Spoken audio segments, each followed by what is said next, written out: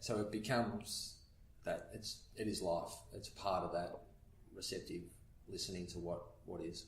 Yeah, the inquiry into truth of what my teacher says it, and I that resonates with me. Yeah. What's happening here? And you're on a roller coaster and suffering occurs, and it's like, God, what the hell's happening here? I'm going through this rigmarole that is life. What's happening here? And so then it's like, okay, stop and listen, and rather than keep reinforcing the same old stuff, just open to the experiences that's arising, I guess. Yeah, I can remember the first time I read the whole concept of that, the Buddha wrote around that we all suffer, and the concept that I found it quite liberating to realise that it's not just me, like it's everyone suffers, or everyone's at some time or holding on or attached to something that's causing them some kind of pain.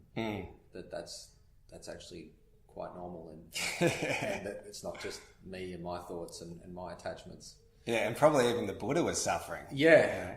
Even though he had his own, he was tuned into a vaster, whatever it was. But yeah, I found that interesting. So then, opening a studio, what was that process like? Because you sort of go from what I can understand is quite not a cruisy, but a nice.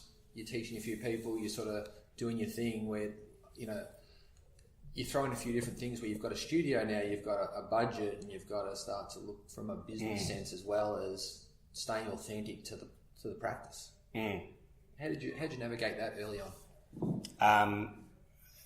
I guess poorly initially. I didn't see the value of a business and the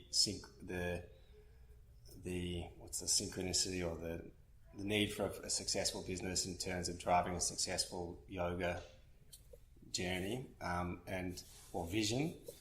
And now those two things come hand in hand. Without a successful business, it's hard to support your vision, and vice versa. But as a business, we always look to our vision first and look to see how the business will support the vision versus how we're going to make money. Okay, and let's just do some yoga on the side. So, but that's, again, I think our vision and that sense of learning how to navigate the business is something that just continues to evolve, continue to learn about it. Do you still really support that even when you get a new teacher come in, that you really talk strongly to the philosophy, the vision and the purpose of this studio or any studio that you've got for that matter? Mostly with the teachers, yes, but we could do that a bit better. But mostly with our core management team, we talk a lot to the vision. So we have someone who's running, our programs, someone who's managing our teachers, and then we have our individual studio managers and marketing, and those guys will have meetings with fortnightly and quarterly and reinforce our vision. And through that core crew, that vision filters into the teachers. Yeah, okay. Yeah. And with multiple studios and obviously having staff and teachers, how do you stay grounded and stay true to your practice of back when it was in Canada, but still hold the tension of owning a business and the management and doing that? I think with increased responsibility comes increased necessity to practice. So even if, family life, as you know, with 5 kids, I have 3, can be equally demanding on the time and the emotions and whatnot. But there's always for me, the most important thing is finding time to sit and meditate and do a little breathing and just time to check in so that I don't get carried away by the emotions too much. And also, as you said, talking about vision, I think having a sense of values and vision is important to help navigate the circumstances.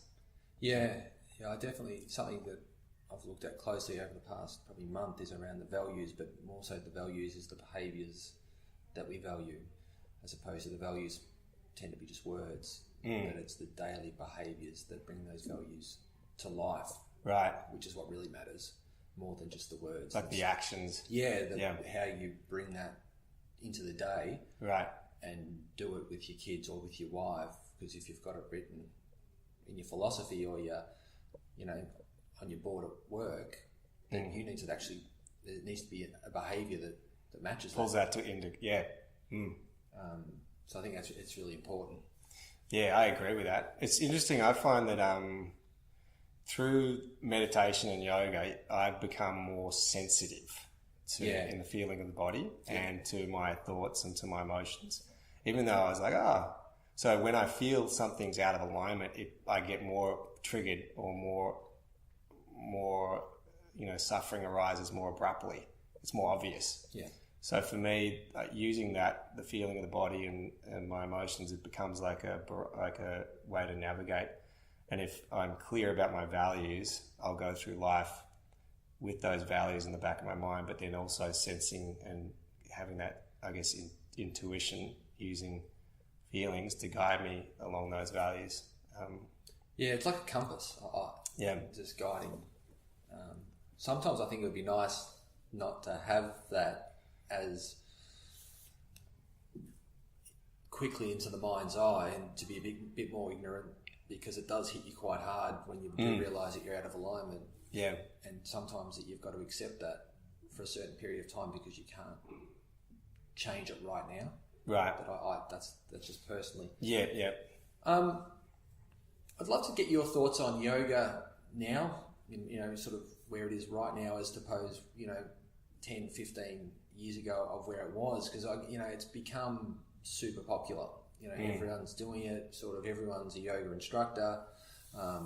It's loved on Instagram with what moves you can do, and it seems that's more popular than the actual teachings of yoga themselves and what it stands for. I'd like to get your thoughts on that.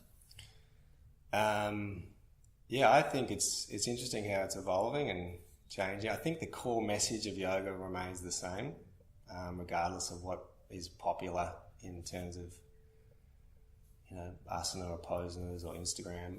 I'm not really opposed to the even though sometimes it kind of grates on me a little bit, fancy yoga poses on Instagram.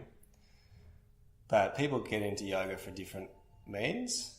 I got into yoga for my emotional side of things, my mind, and other people get into yoga because they want to heal the physical body, or get into yoga because they want to do fancy poses, or whatever it is. And I think they're different entry points, but eventually everyone will start to move towards some deeper understanding. Deep is the right way to put it. You might start with the physical and then realize, I'm trying to get my foot behind my head, and you keep going, and eventually you get your foot behind your head, but you realize you're still grumpy. And so you go, damn it, I'm still grumpy. What else is there? So that suffering will drive you towards a different inquiry, hopefully. Does that answer your question? Did I go somewhere else with that one? I think you hit it there. I think it's people getting into yoga or meditation or whatever it is to try to better themselves, and I think that's a good thing. Whether it's to try to become more flexible or to do a certain move or self-inquiry, but it is from a good place. Yeah. Which I think is important. I think you hit that. I love what you said then, because I've got the same feeling. It's like you can be super flexible or really fit, look amazing, but if you're actually not happy still, are you really healthy? What's more important, to be a bit less flexible or not quite as fit, but to have greater joy and peace? Is that a better version than being at one end of the spectrum and not at the other? It's always an interesting question. Yeah, I think most people would agree with that I'd rather be happy and content rather than having long hamstrings or a good looking... Yeah. I think most people would agree with that. Or you might want to have a good looking body or in order to be happy. Yeah. But if you've got the happiness already, damn, you don't need. Well, yeah, and it's the thing where the good-looking body isn't necessarily going to bring the happiness. It's because it might not be. That's not what's going to give it. And when people realise that actually I look amazing, but I'm still unhappy at times, or I'm still frustrated, or I still have anxiety, then that's not the answer to happiness. Wasn't that external look, or the answer to happiness wasn't that new car or that new thing that I bought. It was a moment of happiness, but there's a deeper understanding of what's going to sustain that I need to explore. Yeah, exactly. And that longing for something is coming from a sense of lack. So we're needing something else in order to feel happy. I need a good car or a good body or a certain pose in order. So that's always going to fail, I guess, if you're needing something other than what you actually are. But then there's the beautiful thing about asana, and I practice a lot of asana, but I'm more towards, I feel like breath work and meditation is more powerful perhaps. But asana, you get into the physical body, you have to listen to what's going on in the body eventually. And that's a really powerful thing, learning how to connect with the experience of the body, and a really healing thing. So even if people are going there for that intention, I still think there's a lot of healing going on there. Yeah, okay, great. If you're beginning yoga, if you're beginning into yoga, like what would you say would be the perfect starting point for someone? Is it like more of a hatha to get going, or where would you start someone? It just depends. It's hard to say because it depends on what's going on for them. You could look at yoga, the way we define it is you could look at it from, there's a physical aspect, there's a psychological aspect, there's a subtle body aspect, like energy aspect, and then there's you could call it a dharma aspect or a moral aspect, how to live life, live your purpose. So if someone's really struggling with anxiety and stress, they might want to go towards a style of yoga that is tailored towards that.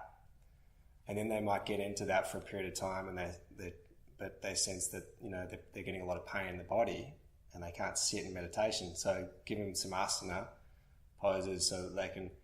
So you know what I'm saying? Like there's different. It depends on what someone's constitution is. Yeah. As to the specific practice that would be beneficial. Yeah. But these days we have these generic yoga classes, 60 to 90 minute classes. And so you don't, typically if someone is coming to a yoga studio and they haven't done any yoga before, I would suggest going to a level 1 or a basics class where the teacher's going to go a little more slowly and explain things a little more, rather than jumping straight into a intense, strong asana class. Yeah, and would you say that those 60 to 90 minute classes are just a really nice primer if you're just wanting to just continue in all areas? What do you mean by all areas? So it's not you potentially haven't got a necessary issue, but you're just wanting to maintain the equanimity and balance of, the mind, the body, the connection, the dharma. So the general class that's going to suit that just primes and continues to keep you aligned. Yeah, I think so. But I also think it's important at some stage to develop your own personal home practice. I think it's really important, even if it's just 10 minutes or when you're in the shower or doing some, whatever it is, just roll around on the floor for a bit and have a moment, just kind of check in with the physical, whatever your practice is. I think it's important to not rely on going to yoga studios all the time. And do you think it's really beneficial to, not too deeply, but to go there to each class with a purpose or an outcome that you want from that? Right. Like an intention? Yeah, like setting yourself a way you want to show up within the class. Yeah. Yeah, I think so. It's nice to get clear on that. Yeah. To align sometimes at the start of the class as teachers will say, what's your intention for class today? So it's nice to affirm that, I think. Yeah. How important is that Chris, like just when you're at the front of the class and people come in, you know,